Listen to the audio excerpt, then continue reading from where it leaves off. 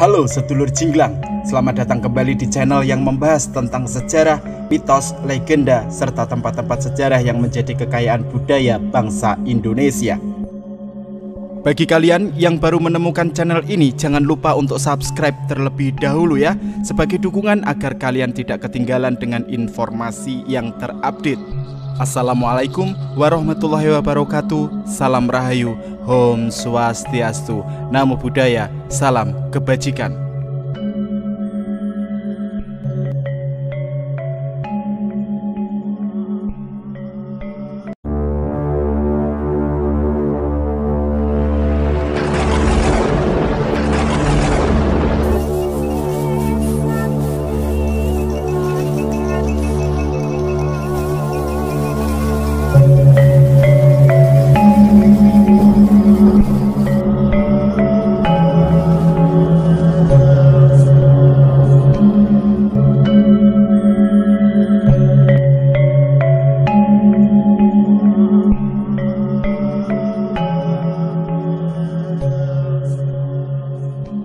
Sunan Kalijaga adalah salah satu tokoh Wali Songo yang sangat berperan dalam menyebarkan dakwah di Pulau Jawa. Beliau mampu memasukkan pengaruh ajaran Islam pada tradisi Jawa. Dalam berpakaian, Sunan Kalijaga lebih sering memakai pakaian yang berwarna hitam dengan blangkon khas Jawa yang beliau pakai. Hal ini menandakan keluasan serta kesederhanaan beliau. Dalam berdakwah atau menyebarkan ajaran agama Islam, Sunan Kalijaga juga berbeda dengan para wali lainnya. Beliau cenderung lebih halus atau pelan-pelan dalam memasukkan ajaran Islam ke dalam kebiasaan atau tradisi Jawa, sampai akhirnya Islam bisa masuk ke Pulau Jawa seperti sekarang ini.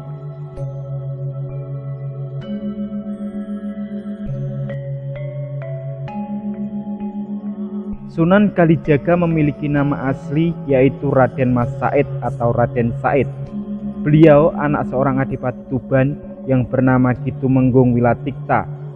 Namun ada juga yang mengatakan bahwa nama lengkap ayah Raden Mas Said adalah Raden Sahur Tumenggung Wilatikta.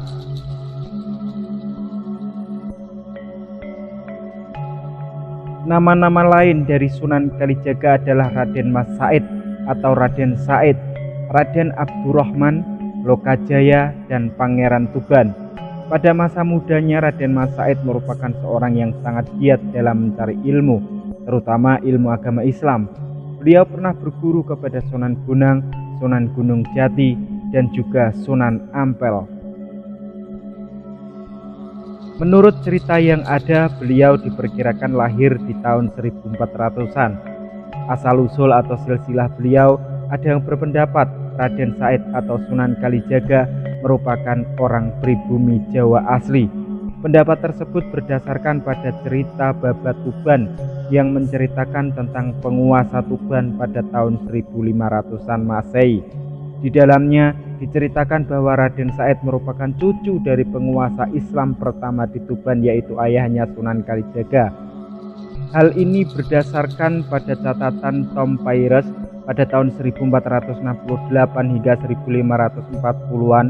Tom Paires merupakan seorang penulis dari Portugis yang pernah mencatat sejarah Tuban di periode 1468 hingga 1540-an.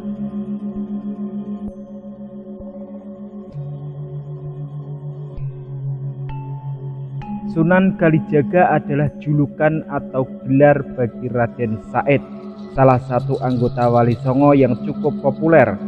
Julukan tersebut tentu ada asal-usulnya. Namun asal-usul yang sebenarnya dari julukan tersebut bukan karena sang Sunan menjaga tongkat yang ditancapkan oleh Sunan Bonang di pinggir kali atau sungai. Ada sumber sejarah lain yang lebih valid ketimbang kisah itu.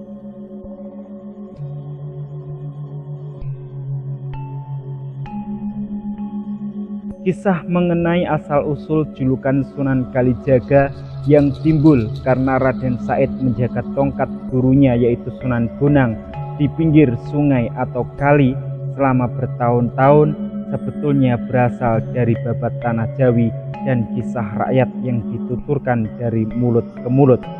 Kisah tersebut memang hingga kini menjadi kisah yang banyak dibaca dan dipercayai orang. Kisah tersebut sebetulnya jika dicermati secara mendalam terbilang sangat janggal. Menurut sejarah Cirebon, Raden Said mendapatkan julukan Kalijaga bukan karena bersemedi atau menjaga tongkat di pinggir sungai, melainkan karena dahulunya selepas berguru kepada Sunan Ampel dan Sunan Bonang, beliau ditugaskan membantu dakwah Sunan Gunung Jati di Pasundan. Adapun pusat dakwah atau pesantrennya Raden Said terletak di desa Kalijaga. Dari itulah beliau dijuluki Sunan Kalijaga.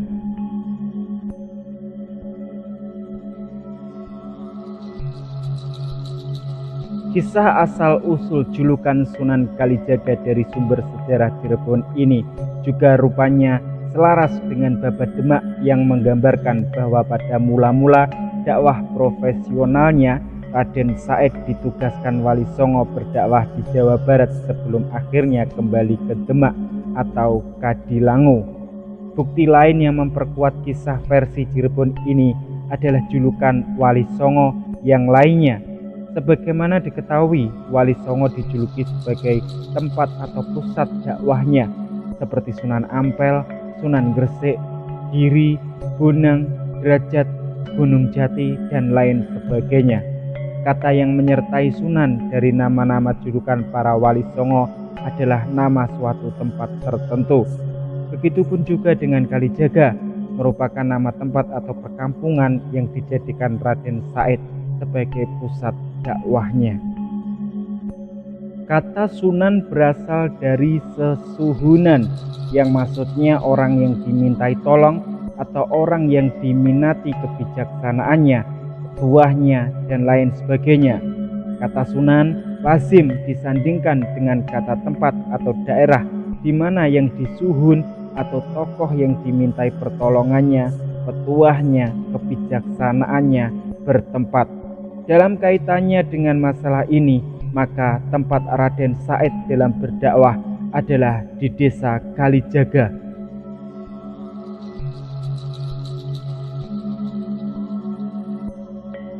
Julukan Sunan Kalijaga bagi Raden Said yang dikisahkan dalam babat Tanah Jawi ditulis dengan gaya penulisan sastra atau tembang yang kadang-kadang cerita di dalamnya mengandung bahasa kiasan yang tujuan utamanya untuk memperhalus karya sastra tersebut. Biasanya bahasa kiasan dalam sastra Jawa hanya dapat dipahami oleh para pujangga atau kaum akademisi di zaman itu, sehingga ketika yang membaca rakyat jelata dimungkinkan dapat membuat salah memahami arti, sebab mereka biasanya memahami bahasa kiasan dalam karya sastra sebagai kata-kata dan kalimat biasa. Contoh bahasa kiasan, surga berada di bawah telapak kaki ibu.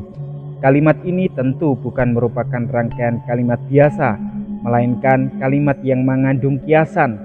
Makna yang terkandung di dalamnya bukan betul-betul surga itu ada di telapak kakinya seorang ibu, melainkan apabila seseorang itu telah masuk Islam dan berbakti kepada kedua orang tua atau ibunya, ia akan mendapatkan surga. Penulis menduga bahwa tongkat yang ditancapkan Sunan Bonang agar dijaga oleh Raden Said maksudnya adalah amanat Sunan Bonang kepada Raden Said. Penyerahan tongkat bermaksud pemberian amanat dan tuntunan.